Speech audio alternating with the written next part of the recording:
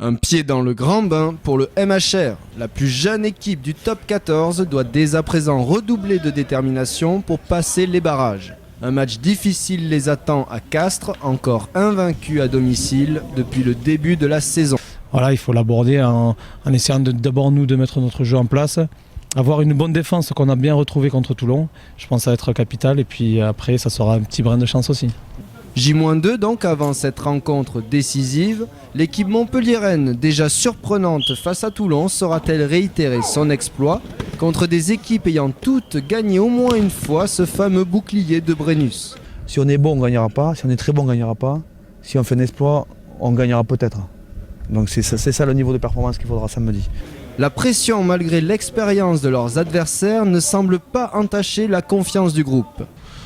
On s'est qualifié en match de barrage, donc elle est plutôt positive. La pression, c'est se dire que si on fait un grand match, si on fait un exploit une nouvelle fois, on pourra jouer une demi-finale à Marseille. Donc c'est plutôt positif. La récente sélection en équipe de France de Fulgence Ouedraogo et François Trinduc catalyse cette motivation et amène une crédibilité supplémentaire au MHR, encore novice dans cette compétition.